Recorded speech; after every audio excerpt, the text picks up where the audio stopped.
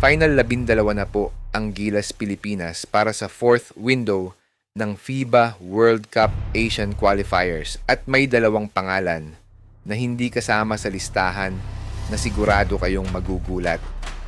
Kung akala nyo, alam nyo na kung sino ang laban ni Coach Tim Cone kina Jordan at Iran, teka lang muna kasi may binago siyang malaking desisyon sa backcourt. Panoorin nyo hanggang dulo kasi ba-breakdown natin lineup by lineup, position by position. What's up mga ka-society? Welcome back sa channel. Kung bago ka dito namin binibreakdown lahat ng balita tungkol sa Gilas Pilipinas. Walang paligoy-ligoy, diretsong analysis. Ngayong video, tatalakayin natin ang opisyal na Final 12 na inilabas ng Samahang Basketball ng Pilipinas.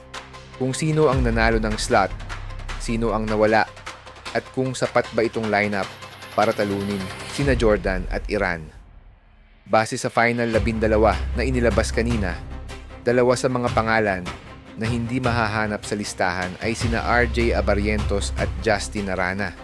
Alam kong maraming fans ang umaasang makikita ang dalawa sa fourth window na ito. Pero base sa evaluation ni Coach Tim Cone sa kanyang final 14, hindi sila kasama sa opisyal na 12.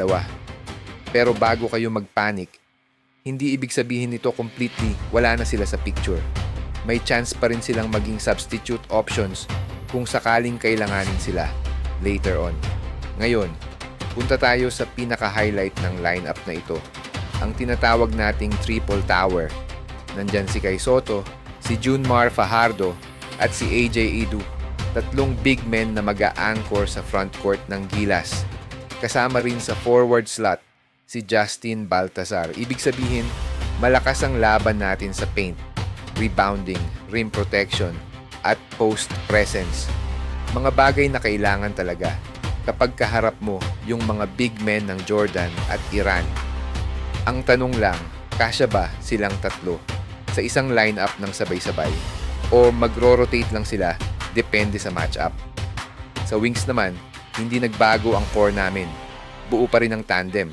Plus, may dinagdag na isang malakas na wing player para dagdag depth. Ito yung parte ng lineup na kailangan mo ng versatility. Kaya mag-defend, kaya rin mag-score pag kailangan. Sa isang best of 3 na eliminasyon laban sa dalawang matibay na koponan, ang depth sa wing position ang madalas magde-decide kung sino ang mananalo sa mga crunch time minutes. Sa shooting guard, hahawakan ang offense ng isang established scorer, kasama ang isang nagbabalik na miyembro ng national team pool. Malaking boost ito dahil dagdag experience at chemistry sa locker room.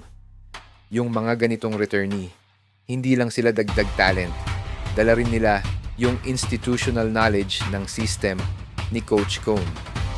At dito na tayo sa pinaka-interesting na part. Sa guards, walang malaking reshuffle. Babalik ang playmaker na sanay na sa sistema, kasama ang dalawa pang guards na kilala natin sa depth nila sa backcourt. Ang dahilan kung bakit hindi ginalaw ni Coach Cone ang combination na ito. Simple lang, ito ang mga taong pinaka-comfortable sa loob ng triangle system niya. At sa isang tournament na kailangan mo ng chemistry agad-agad dahil limited lang ang prep time, mas pinili niya yung familiarity kaysa experimentation. At heto yung part na dapat pansinin ng lahat. Ito na yung unang pagkakataon sa loob ng halos isang dekada na makikita nating all-Filipino ang lineup ng Pilipinas sa isang window matapos umatras ang isang naturalized player dati sa fourth window noon. Malaking statement ito, pababa yung dependency sa import talent at patunay na lumalalim na yung player pool natin. Pero kasabay din nito ang tanong, sapat na ba ang homegrown talent na ito para talunin ang dalawang mas established na koponan sa window na ito? So, sagot sa tanong natin kanina, sapat ba ang lineup na ito? Sa paper, malakas ang combination. Matibay na frontcourt, established backcourt chemistry, at dagdag depth sa wings. Ang kailangan lang, execution at conditioning, lalo na kung magkakaroon ng foul trouble ang mga bigs natin. personal take ko. Competitive ang laban na ito kontra Jordan at Iran, pero kailangan tumaas ang intensity mula minuto 1. Ano sa tingin nyo?